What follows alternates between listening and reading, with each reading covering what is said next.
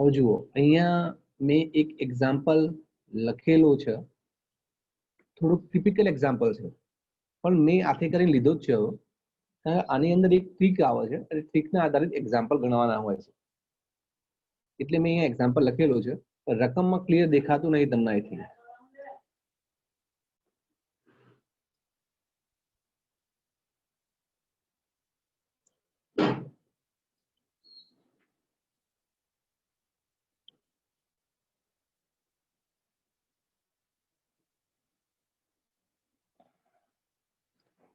તો દેખાય છે ક્લિયર? હા સર. ના હા, ક્યાં દેખાય? મને નહીં દેખાતું.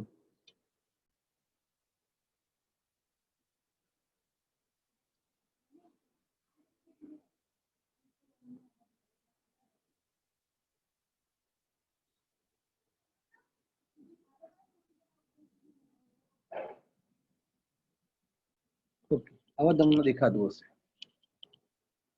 તો રકમ તો તમને મળી જશે, ખાલી સમજો. આકૃતિમાં દર્શાવ્યા પ્રમાણે મેગ્નેટિક મેરિડિયન સાથે સમતલ PSTU એ આલ્ફા કોણ બનાવે છે, અને બીજું એક સમતલ છે PSVW એ 90 માઇનસ આલ્ફાનો ખૂણો બનાવે છે. તો મેગ્નેટિક મેરિડિયન સાથે આ બે સમતલ છે, એક સમતલ PSTU છે અને એક સમતલ PSVW છે.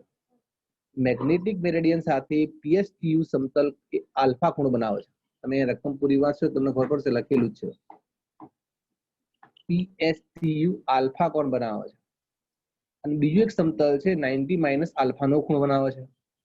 આ બંને સમતલને સમાવતા PSTU માં એંગલ ઓફ ડી, મતલબ આ PSTU નો એંગલ ઓફ ડી phi1 છે અને PSVW નો એંગલ ઓફ ડી phi2 છે. તો આ સ્થળે એંગલ ઓફ ડીપ નું સાચું મૂલ્ય phi હોય, એંગલ ઓફ ડીપ નું સાચું મૂલ્ય phi હોય, તો સાબિત કરો કે cot square phi is equal to cot square phi1 plus cot square phi2. હવે રકમ સમજી નાખો નહીં તો એક્ઝામ્પલ ના આવડે. સૌથી પહેલા તો તમને થોડીક વસ્તુ પહેલાથી ક્લિયર હોવી જોઈએ. જો હું ધારો પહેલો કહું what is the meaning of declination, તો બિંદાસ કહી દેવાનું કે મેગ્નેટિક મેરિડિયન અને ભૌગોલિક મેરિડિયન બંને વચ્ચેનો ખૂણો, એને ડેક્લિનેશન કેપિટલ ડી કહેવાય. આપણને ખબર હશે. પછી કોઈ પૂછે કે ઇન્ક્લાઇનેશન અથવા નમન કોણ અથવા એંગલ ઓફ ડી નો મતલબ શું છે, તો એનો મતલબ એવો છે કે પૃથ્વીની સમસ્થિતિ દિશા અને પૃથ્વીના ચુંબકીય ક્ષેત્ર બંને વચ્ચેનો જે ખૂણો છે એને આપણે સામાન્ય રીતે એંગલ ઓફ ડીપ કહીએ છીએ. તો વસ્તુ તમે સમજશો તો તમને આઈડિયા આવશે. જુઓ હવે અહીંયા તમને પહેલા લખ્યું છે કે જો અહીંયા આ રીતની વાત છે, માની લો, સમજજો પ્લીઝ. આ મેગ્નેટિક મેરિડિયન છે, સમજણ પડે તો કામનું છે, બધાને સમજણ ના પડે, ગેરંટી નહીં લેતો હું. એક્ઝામ્પલ શરૂઆત કરતા પહેલા કહી દઉં છું, બધાને સમજણ પડે એની કોઈ ગેરંટી નહીં, બરાબર? એટલે તમને દેખાય છે ખરું? લે ક્લિયર? ખબર નહીં કેમ જતું રહે છે.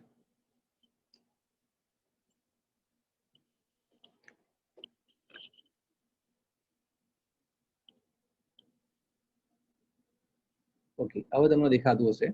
જુઓ આ જે છે ને મેરિડિયન છે, માની લો આને હું કહી દઉં મેગ્નેટિક મેરિડિયન. બરાબર ધ્યાન આપજો હું જે સમજાવું. મેગ્નેટિક મેરિડિયન છે, બરાબર? આકૃતિમાં દર્શાય મેગ્નેટિક મેરિડિયન. આ મેગ્નેટિક મેરિડિયન છે. મેગ્નેટિક મેરિડિયનની અંદર સિચ્યુએશન તમને બધાને ખબર હોય છે. મેગ્નેટિક મેરિડિયનમાં શું હોય અહીંયા હું કશું કરતો નહીં હાલ, કારણ કે હું દોરીશ ને તમે કન્ફ્યુઝ થઈ જશો. એમ મેગ્નેટિક મેરિડિયન. મેગ્નેટિક મેરિડિયન સાથે સમતલ PSTU, કયું સમતલ? PSTU આલ્ફા કોણ બનાવે છે? જો આ રીતે.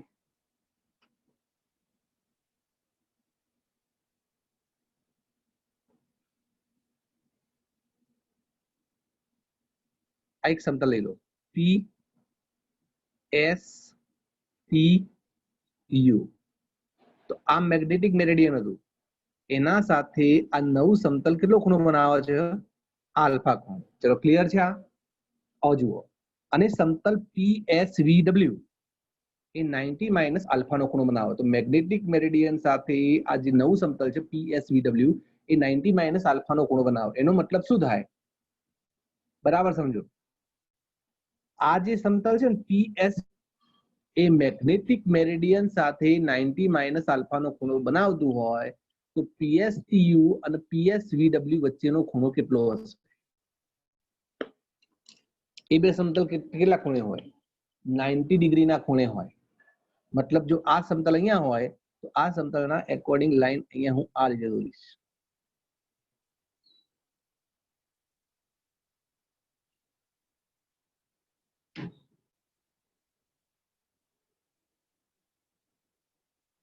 બરાબર, આ કયું સમતલ થશે? પી એસ, આ પોઈન્ટ વી અને આ પોઈન્ટ ડબલ્યુ. અને આ પીએસવીડબ્લ્યુ એ આ મેગ્નેટિક મેરિડિયન સાથે કેટલો ખૂણો બનાવે છે? એ ખૂણો છે 90 માઇનસ આલ્ફા. તમને સમજણ પડી છે? બરાબર સમજજો. જુઓ, થોડુંક મગજ રાખવું પડે, લોજિકલ માઇન્ડ રાખવું પડે. એટલું યાદ રાખો, પીએસટીયુ મેગ્નેટિક મેરિડિયન સાથે આલ્ફા બનાવો, પીએસવીડબ્લ્યુ મેગ્નેટિક મેરિડિયન સાથે 90 માઇનસ આલ્ફા. એનો મતલબ કે આ બંને જે સમતલ છે એકબીજા સાથે લંબ હશે. મતલબ એક લાઈન આ રીતે છે, જો બરાબર એક લાઈન આ રીતે છે, એક સમતલ આ રીતે છે, તો બીજું સમતલ મારે આ રીતે લેવું પડે જેથી બંને વચ્ચેનો એંગલ 90 ડિગ્રી બને. એક સમતલ જો આ રીતે હોત તો બીજું સમતલ હું આ રીતે લોત, 90 ડિગ્રીનો ખૂણો હોવો જોઈએ. પણ પીએસવીડબ્લ્યુ નો જો પીયુ લાઈન નામ છે, આ પીયુ લાઈન નામ છે, તો એને બીજું સમતલ આ રીતે લેવું પડે તો જેથી બંને સમતલ વચ્ચે 90 ડિગ્રીનો ખૂણો બને. હવે તમે ચેક કરો, જુઓ 90 માઇનસ આલ્ફા વત્તા આલ્ફા કરો તો પ્લસ આલ્ફા માઇનસ આલ્ફા જતા એટલે ખૂણો કેટલો વધ્યો? 90 વધ્યો.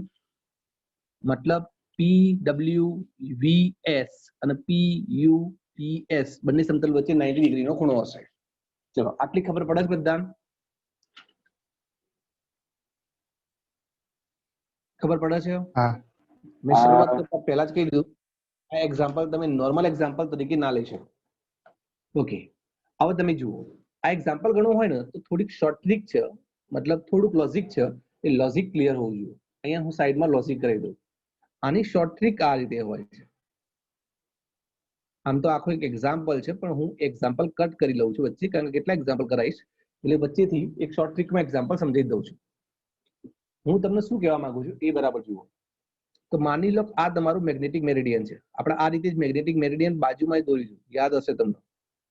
આ મેગ્નેટિક મેરિડિયન છે, બરાબર. અહીંયા પણ મેં મેગ્નેટિક મેરિડિયન તમે જોઈ શકો છો. આ મેગ્નેટિક મેરિડિયન દોરેલું છે, પણ અહીંયા હું લીટા વધારે મારીશું તમે કન્ફ્યુઝ થઈ જાય એટલે બાજુમાં દોર્યું. આ મેગ્નેટિક મેરિડિયન ની અંદર આપણને બુકની અંદર પહેલા શીખવાડ્યું છે મેં, આ સામાન્ય રીતે ચુંબકીય ક્ષેત્રની દિશા હોય. આ ચુંબકીય ક્ષેત્ર છે, બરાબર. તો આ જે ઘટક બને ને, આ ચુંબકીય ક્ષેત્ર અને પૃથ્વી સમમિતિજ ઘટક બંને વચ્ચેના ખૂણાને આપણે કહીએ છીએ એંગલ ઓફ ડીપ, એટલે કે ફાઈ અથવા આઈ. ફાઈ કહેવાય આઈ. આ આપણે પૃથ્વીનો કયો ઘટક છે? સમક્ષિતિજ ઘટક BH. અને આ જે ઘટક છે પૃથ્વીનો કયો ઘટક હોય? વર્ટિકલ ઘટક, એને આપણે કહીએ છીએ BV. આઈડિયા આવતો હશે, આપણે પહેલા કરેલા છે. તો જુઓ, પૃથ્વીના ચુંબકીય ક્ષેત્ર અને પૃથ્વીના ચુંબકીય ક્ષેત્રના સમક્ષિતિજ ઘટક વચ્ચેના ખૂણાને એંગલ ઓફ ડીપ કહે છે. આ ખૂણો પાઈ થઈ ગયો. હવે તમને અહીંયા એ પણ ખબર છે, તો માની લો કે અહીંયા એંગલ ઓફ ડીપ ફાઈ હોય તો તમારું tan phi બરાબર સૂત્ર શું થાય? તો કાલ સાબિત કરી દઉં, યાદ હોય તો. tan phi is equal two સૂત્ર હતું BV બાય BH. આ વસ્તુ મેં તમને કાલે શીખવાડેલી છે. ચલો, આવડે છે કે નહીં આવડતી આ વસ્તુ તમને? આવડે છે ને? ચલો, આ તો મેં તમને angle of deep original magnetic meridian સાથે બનાવ્યું. હવે તમે જુઓ, આ જ વસ્તુને હું બીજી રીતે બતાવું, મતલબ પાર્ટ નંબર 2. બરાબર, બહુ જરૂરી છે આ વસ્તુઓનું લોજિક તમારે સમજવું. અહીંયા તમારી મેગ્નેટિક મેરિડિયન આ રીતે છે. આ તમારું પહેલા મેગ્નેટિક મેરિડિયન દોરવું પડશે મારે. ચલો, આ મેગ્નેટિક મેરિડિયન, બરાબર. આ આકૃતિ છે અહીંયા, એ જ મેગ્નેટિક મેરિડિયન છે, પણ અહીંયા એક સમતલ આ રીતે દોર્યું છે મેં. આ એક બિલ સમતલ છે, સમતલ છે આ રીતે જુઓ, બરાબર. અહીંયા ધ્યાન આપ, આ રીતે તમારું સમતલ PSTU. આ સમતલ છે PSTU. છે બેટા ક્લિયર? બરાબર, એક એક સમતલ લેવાનું, પછી બીજું એક સમતલ છે એ લઈએ છીએ. હવે તમે વિચારો, હવે તમને અહીંયા PSTU ની વાત કરો. જુઓ, હવે તમે બરાબર વિચારો, તમારું જે સમતલ મેગ્નેટિક મેરિડિયન પહેલા આ રહ્યું હતું, તો મેગ્નેટિક મેરિડિયન ની આ જે દિશા હતી એ BH હતી અને આ જે દિશા હતી BV હતી. પણ હવે તમારું મેગ્નેટિક મેરિડિયન આ જે બદલાઈ ગયું, આ મેગ્નેટિક મેરિડિયન થોડું બદલાઈ ગયું. કેટલો ખૂણો છે આ બંને વચ્ચેનો? કેટલો આપ્યો તમને યાદ છે? તમને ખબર છે આલ્ફા ખૂણો આપેલો છે, આલ્ફા આપેલો છે, બરાબર. આ તમારો ઘટક કયો હતો તમને યાદ હશે, આ તમે લખ્યો હતો BH. આ કયો ઘટક હતો? BV. આ બે ઘટકો લખ્યા હતા મેગ્નેટિક મેરિડિયન માટે, જો લખેલા છે BH ને BV. પ્રશ્ન તમારે BH ને BV માટે નહીં, તમને અહીંયા લખીને આપેલું રકમમાં તમે જુઓ, તમને લખીને એવું આપી દઉં કે PSTU માં એંગલ ઓફ ડીપ ∅1 છે, મતલબ આ જે PSTU છે એનો એંગલ ઓફ ડીપ આ રીતે હશે. એંગલ ઓફ ડીપ એટલે આ એની કઈ દિશા થાય?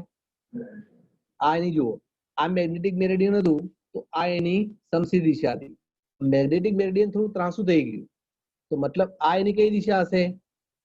મેગ્નેટિક મેરિડિયનની ત્રાંસી દિશા હશે. તો આ મેગ્નેટિક મેરિડિયન એટલે કે પૃથ્વીની ચુંબકીય ક્ષેત્રની સમસીધી દિશા હશે, અને આ ચુંબકીય ક્ષેત્ર બંને વચ્ચેનો આ જે ખૂણો છે એને કહેવાય એંગલ ઓફ ડીપ ∅1. તમને સમજાવું, જુઓ દેખાય છે બેટા? જુઓ અહીંયા તમે જુઓ છો, આ તમારું સમતલ છે, બરાબર. આ સમતલ આવું છે, એની જગ્યાએ મેં સમતલ થોડું આમ ત્રાંસુ કરી દીધું છે. આઈડિયા આવે છે? સમતલ આ રીતે છે તો એનો BV ને BH ઘટક લખો છો.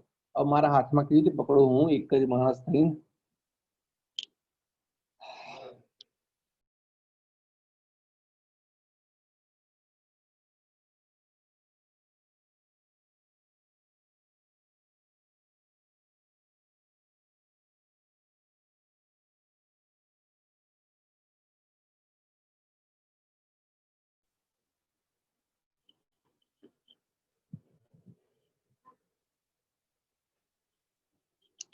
જુઓ તમે, તમારે અહીંયા આ રીતે મેગ્નેટિક મેરિડિયન છે, અહીંયા આ જે દિશા છે ને ચુંબકીય ક્ષેત્રની છે.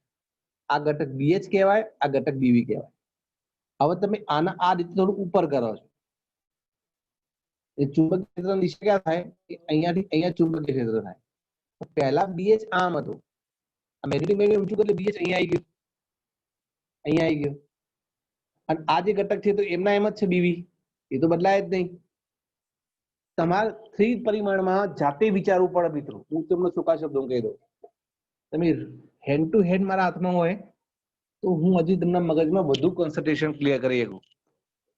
અહીંયા થશે શું? જુઓ, અહીંયા તમારે એંગલ ઓફ ડીપ ∅1 થઈ જાય, એંગલ ઓફ ડીપ ∅1 થાય તો આના માટે આ જે સૂત્ર લખ્યું tan phi is equal to, એની જગ્યાએ અહીંયા tan phi1 is equal to આ રીતનું સૂત્ર આવો, tan phi1 is equal to BV upon BH cos alpha થાય.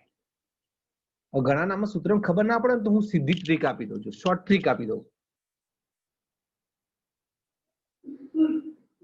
એકદમ સિમ્પલ શોર્ટ ટ્રીક આપી દઉં. યાદ રાખવાના હંમેશા, મેગ્નેટિક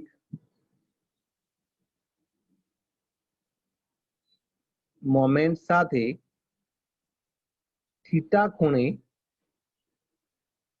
રહેલા સમતલમાં tan phi dash is equal to સૂત્ર આવશે BV upon BH cos theta. આ સૂત્રનો જ ઉપયોગ કરવાનો, આ સીધું સૂત્ર છે, યાદ રાખવાનું.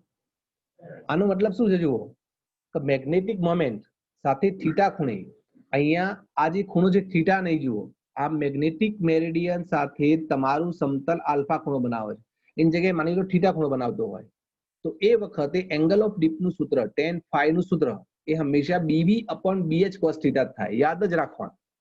શોર્ટમાં એક્ઝામ્પલ પતા, જો અહીંયા angle of deep phi dash છે, અહીંયા એંગલ ઓફ ડીપ ∅1 છે, અહીંયા ખૂણો થીટા છે તો અહીંયા ખૂણો આલ્ફા છે, તો મેં અહીંયા ખાલી લખી દીધું cos આલ્ફા, તમને ઈઝી પડશે. એ જ રીતે ત્રીજો પોઈન્ટ વિચારો. આ તો એક્ઝામ્પલ કેટલો લાંબો થશે ભગવાન જાણે. અહીંયા આ રીતે છે, આ આપણું મેગ્નેટિક મેરિડિયન હતું પહેલું ઓરિજિનલ, અને સમતલ ત્રીજું આ રીતે છે, અને આ બંને વચ્ચેનો અહીંયા ખૂણો કેટલો છે? અરે કેટલો આપેલો છે? 90 માઇનસ આલ્ફા. હવે તમને અહીંયા કમ્પ્લીટ શબ્દમાં લખેલું છે કે આ જે બીજું સમતલ છે PSVW, જો રકમમાં PSVW સમતલમાં એંગલ ઓફ ડી φ2 છે, મતલબ હવે તમે આ સૂત્રનો ઉપયોગ કરો તો tan φ ની જગ્યાએ φ2, bv ની જગ્યાએ bh, bh ની જગ્યાએ bh, તો cos થીટા, થીટા બરાબર કેટલો ખૂણો બનશે અહીંયા? અહીંયા આ જે સમતલ છે મેગ્નેટિક મેરિડિયન સાથે કેટલો ખૂણો બનાવે છે? 90 માઇનસ આલ્ફા. એટલે સીધું સૂત્ર બની જાય, કોઈ મગજમારી જ નહીં, direct tan φ2 is equal to bv upon bh cos, અને ખૂણો આલ્ફાની જગ્યાએ તમારે લખવાનો મિત્રો 90 માઇનસ આલ્ફા. બરાબર, આ એક્ઝામ્પલ ચલાવવાનું કારણ હતું એક આ સૂત્ર સમજાવવાનું, આ સૂત્રનો ઉપયોગ કરવાનો તમારે. બરાબર, આ સૂત્રનો ઉપયોગ કેવી રીતે કરાય એ પણ સમજાવ્યું. હવે જુઓ, અહીંયા કશું જ નહીં કરવાનું. બીવી અપોન બીએચ નો મતલબ કેટલું? જુઓ, બીવી અપોન બીએચ નો મતલબ છે સાચો angle of phi, tan phi. તો આના આવી રીતે લખાઈ, જુઓ, બીવી અપોન બીએચ એટલે tan ફાઈ થાય. નીચે વધ્યું cos 90 minus alpha, cos 90 minus alpha એટલે કેટલું થાય મિત્રો? sin alpha. આ તમને tan φ2 બરાબર મળ્યું. એ જ રીતે અહીંયા પણ જુઓ, bv અપોન bh એટલે tan આલ્ફા થાય, સોરી tan φ થાય. અહીંયા નીચે વધશે cos આલ્ફા. બરાબર, ચલો અહીંયાથી cos આલ્ફા કરતા કરી નાખો. cos આલ્ફા કરતા કરો શું મળે? tan φ divided tan φ1.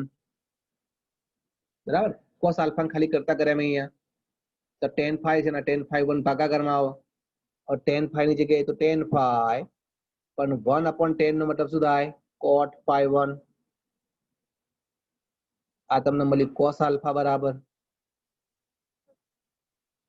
ઓકે, એ જ રીતે આ સમીકરણનો ઉપયોગ કરો. આ છેલ્લે લખે એમાં tan ને કરતા નહીં કરવાનું, sin આલ્ફા કરતા કરી દો. ચલો, sin આલ્ફા બરાબર સૂત્ર શું થાય? તો tan φ છે ને tan φ2 ભાગાકારમાં, मतलब tan φ ભાગ્યા tan φ2.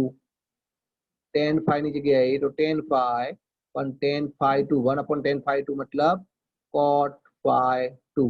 અહીંયા આ તમને સમીકરણ મળશે sin આલ્ફા બરાબર. બરાબર, હવે કશું જ નહીં કરવાનું, આ બંનેનો વર્ગ કરીને સરવાળો કરી દો. ચલો, સૌથી પહેલા sin square alpha plus cos square alpha કરી નાખો. બરાબર, એટલે આનો વર્ગ કરી નાખો. ચલો, અહીંયા વર્ગ કરશો એટલે આ રીતે થશે tan સ્ક્વેર φ cot સ્ક્વેર φ2 વત્તાની જગ્યાએ વત્તા. હવે આનો વર્ગ કરી નાખો, આનો વર્ગ કરશો એટલે tan square φ into cot square φ2 થઈ ગયું મિત્રો. હવે સાદું રૂપ ના આપીએ કોઈ એવું બને જ નહીં. જુઓ, sin square theta plus cos square theta એટલે આ બાજુ 1 વધશે, અહીંયા કોમન શું નીકળશે? tan સ્ક્વેર φ, તો વધશે શું કૌંસમાં? વધશે cot square φ1 plus cot square φ2. હવે આ tan સ્ક્વેર આ બાજુ આવે તો 1 upon tan સ્ક્વેર φ એટલે cot સ્ક્વેર φ. આઈડિયા આવતો હશે તો cot square φ is equal to cot square φ1 plus cot square φ2. બરાબર, હવે જુઓ, મારો કહેવાનો આખો અર્થ શું છે? આપણા 24 થી 25 મિનિટ બગાડવાનું કારણ શું છે? આ કોઈ પ્રોસેસ સમજાવવા માટે નહીં, આ તો જે ફિઝિકલ પ્રોસેસ છે મેં સમજાવી દીધી.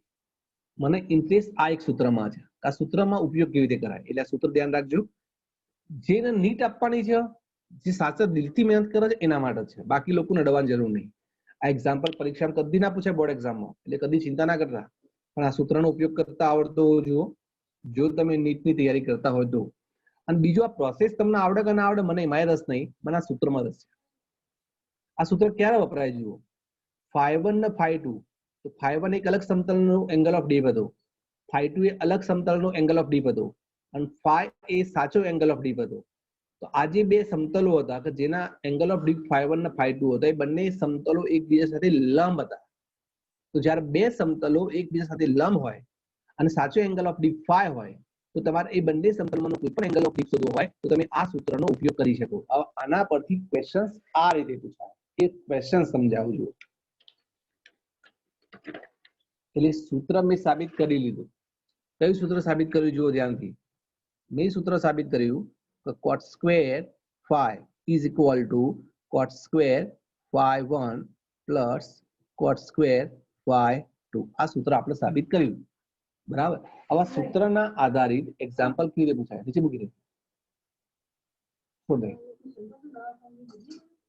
બીમાર પડે ચલો અહીંયા ધ્યાન આપો તો મેગ્નેટિક મોમેન્ટની આસપાસ એકબીજાને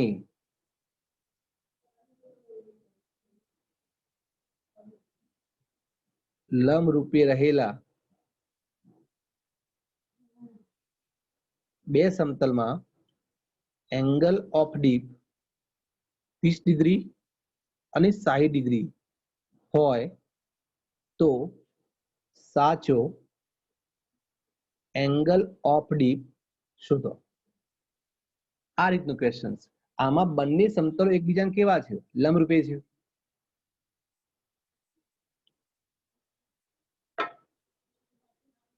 આઈડિયા આવે છે બંને સમતલ એકબીજાને લંબરૂપે છે આ બંને સમતલનો એંગલ ઓફ ડીપ θ1 θ2 મતલબ φ1 ની કિંમત 30 આપેલી છે φ2 ની કિંમત 60 ડિગ્રી આપેલી છે સાચો એંગલ ઓફ ડીપ એટલે φ શોધવો છે તો આ જે ઉપરનું સૂત્ર છે એનો ઉપયોગ કરીએ કે ના કરીએ cot square phi is equal to cot square phi1 plus cot square phi2 આના ઉપરથી એક્ઝામ્પલ સોલ્વ થાય કે ના થાય કે ના થાય સમજણ પડે હું જે કહું છું તમને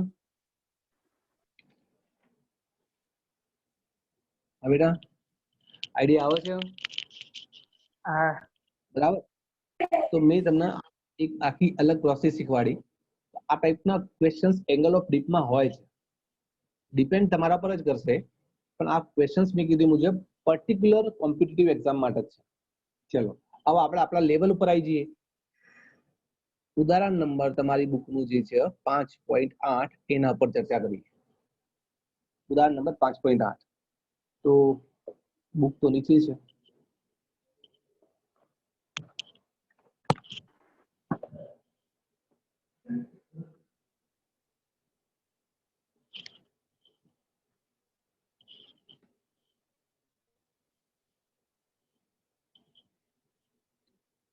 જો આ રીતે આપેલું ઉદાહરણ નંબર 5.8 હું થોડી હાઈટ કરી નાખતો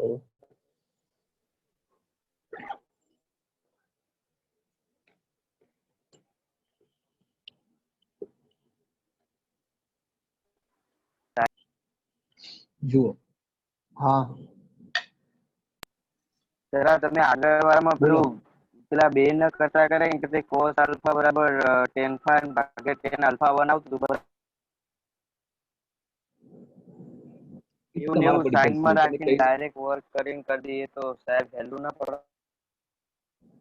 હા પણ તમારી રીતે તમને જે અનુકૂળ આવે કરી એમાં કોઈ મેથડ ના સાદુરૂપ તો સાદુરૂપ છે તમે ગમે તે મેથડ થી એમ પેલું નહીં આવતું ચોકડી ગુણાકારથી ઘણા કરી નાખો ઘણા પછી લોપની રીતથી કરી નાખો પછી કોઈ બીજી આદેશની રીતથી કરી નાખો આ લેવલથી તમને જે અનુકૂળ આવે રીતથી કરી શકો કોન્સેપ્ટ ખબર હોવી જોઈએ બસ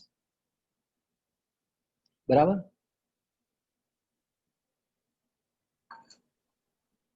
એટલે મને જે હાલ લાગ્યો મેં ગણાયો પણ તમે અલગ અલગ વિચારી જો તો તમને ઘણી બધી મેથડો મળી રહે પણ જે મેન મેથડ છે ને જે ટ્રીક છે એ સૂત્રની છે પ્રોસેસ સૂત્ર કઈ રીતે આવે છે એ ખાલી સમજવા માટે મેં સમજાવ્યું હતું બાકી સૂત્રના આધારે જે એક્ઝામ્પલ પૂછાય છે એ પણ મેં તમને સમજાવ્યું કે આ ટાઈપના ક્વેશ્ચન પૂછાતા હોય છે સોલ્વ કરી શકો ચલો તમારા પાસે બુક હશે તમે ધ્યાનથી જુઓ પૃથ્વીનું ચુંબકીય ક્ષેત્ર વિષુવવૃત્ત પાસે લગભગ 0.4 ગોસ છે મતલબ તમને ચુંબકીય ક્ષેત્ર આપેલું છે પૃથ્વીનું તો કઈ જગ્યાએ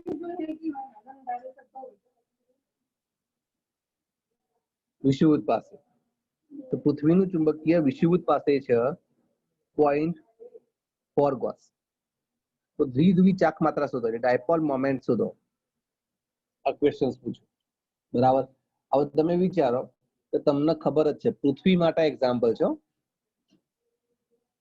તો તમે વિષુવવૃત્તીય પાસે ચુંબકીય ક્ષેત્રનું સૂત્ર જાણો છો કયું છે આ μ0/4π m/r3 આ સૂત્ર છે હવે જુઓ તમને વિષુવવૃત્ત પાસે ચુંબકીય ક્ષેત્ર આપેલું છે એટલે અહીંયા લખી દેવાનું 0.4 ગોસના આપણે ટેસ્લામાં ફેરવી નાખીએ તો 10⁻⁴ ટેસ્લા થશે તો ગોસમાંથી ટેસ્લામાં જતા આવડતું હશે હવે અહીંયા ત્રિજ્યા છે ત્રિજ્યા એટલે કયું અંતર થાય પૃથ્વીની ત્રિજ્યા જ્યાં પૃથ્વીની ત્રિજ્યા થાય 6400 કિલોમીટર.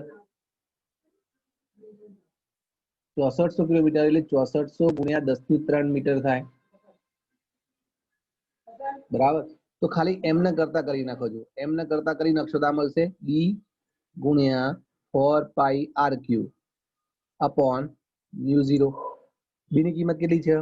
0.4 10⁻⁻4 ટેસ્લા. 4π એમને એમ રાખો.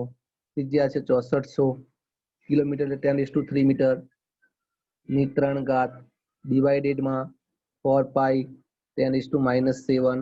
બરાબર. એટલે અહીંયા તમને magnetic moment ampere into metre સ્ક્વેરમાં મળી જશે. ચલો ડન છે બેટા. એક્ઝામ્પલ આવડે. સિમ્પલ છે બરાબર, એકદમ સિમ્પલ છે. તમે દરેક એક્ઝામ્પલને જો સમજીને કરશો ને તો તમને ઈઝી જ પડશે. બરાબર. એટલા માટે મેં થોડા એક્ઝામ્પલ ગણાયા કે જે ફાઈ, ડીપ એંગલ, સોરી, આ બધી જે વસ્તુઓ છે ને એ ક્લિયર થાય એટલે તમે એક્ઝામ્પલ એના સોલ્વ કરી શકો. બરાબર. ચલો ઉદાહરણ નંબર 5.9 જુઓ. કોઈ સ્થાનના ચુંબકીય ધ્રુવતલમાં પૃથ્વીના ચુંબકીય ક્ષેત્રનો સમસ્થિતિ ઘટક. સમસ્થિતિ ઘટક એટલે BH કહેવાય. એ તમને આપેલો છે 0.26 ગોસ. આ સમસ્થિતિ ઘટકની વેલ્યુ છે. નમન કોણ, નમન કોણ એટલે ફાઈ કો, આઈ કો, જે કો એ તમને આપેલું છે 60 ડિગ્રી. તો પૃથ્વીનું ચુંબકીય ક્ષેત્ર કેટલું, મતલબ પૃથ્વીનું ચુંબકીય ક્ષેત્ર B શોધવું છે. એકદમ સિમ્પલ ક્વેશ્ચન છે આ. તમને સમસ્થિતિ ઘટકનું સૂત્ર શીખવાડી દીધું. BH ઇક્વલ ટુ પૃથ્વીનું ચુંબકીય ક્ષેત્ર ગુણ્યા cos phi. ખબર જ છે. તો B ઇક્વલ ટુ સૂત્ર શું થાય? B ઇક્વલ ટુ સૂત્ર થાય BH અપોન cos phi. બરાબર. BH ની કિંમત કેટલી છે? 0.26 ગોસ. ગોસમાં રાખો જવાબ ગોસમાં આવશે એટલે phi ની કિંમત 60 છે. cos 60 કરી લેવાનો હાફ થાય. બરાબર. એટલે 0.26 ગુણ્યા 2 થશે એટલે અહીંયા જવાબ આવશે 0.52 ગોસ. ટેસ્લા લખવું હોય તો 0.52 ગુણ્યા 10⁻⁻4 ટેસ્લા થશે. ચલો બેટા આવડા.